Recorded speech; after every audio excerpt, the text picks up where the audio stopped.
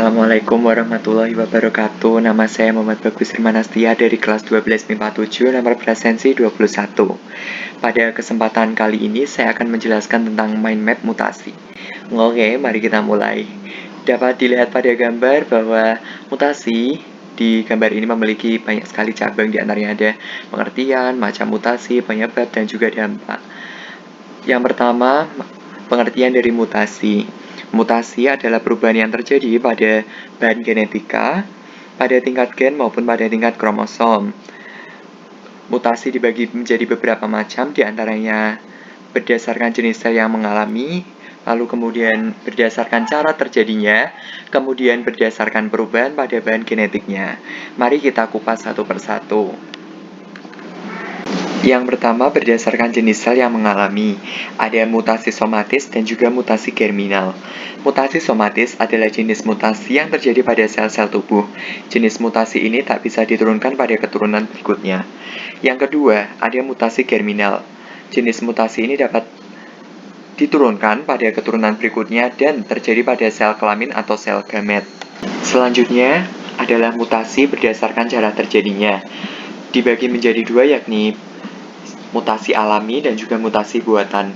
Mutasi alami terjadi secara spontan, misterius, dan penyebabnya biasanya sinar kosmik ataupun sinar UV. Kemudian mutasi buatan adalah mutasi yang terjadi karena campur tangan manusia. Selanjutnya, mutasi berdasarkan pada bahan genetiknya. Yang pertama, mutasi gen. Mutasi gen memiliki beberapa jenis mutasi, yakni yang pertama, ada kesalahan replika. Disebut juga sebagai mutasi, yaitu perubahan material genetik antara virus baru dan orang tuanya. Kedua, ada substitusi, merupakan sebuah mutasi yang paling sering terjadi, dibagi menjadi dua, yakni transisi atau besapurin tersubstitusi oleh besapurin yang lain, atau besapirimidin tersubstitusi oleh besapirimidin lainnya. Substitusi yang kedua yaitu ada transversi atau besapurin tersubstitusi oleh besapirimidin dan berlaku pula sebaliknya. Selanjutnya ada delesi atau hilangnya satu atau lebih basa nitrogen dari segmen DNA. Keempat ada inversi, yaitu dibaliknya urutan basa nukleotida pada DNA. Dan yang kelima ada adisi atau penambahan basa nitrogen mutan di ujung rantai nukleotida. Selanjutnya, kita akan membahas mutasi pada kromosom.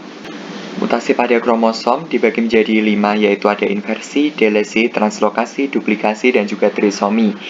Yang pertama, inversi.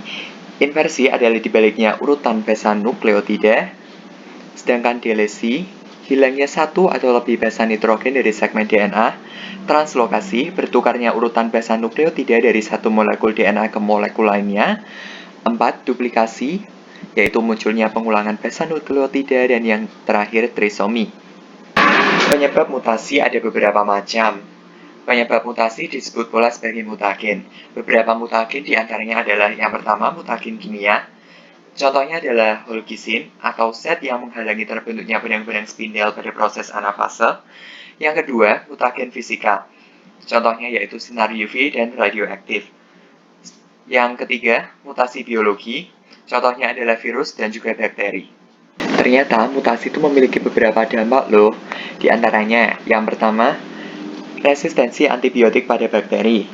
Yang kedua, pembuatan semangka tanpa biji. Yang ketiga, meningkatkan keanekaragaman genetika. Sekian presentasi dari saya, kurang lebihnya mohon maaf. Wassalamualaikum warahmatullahi wabarakatuh.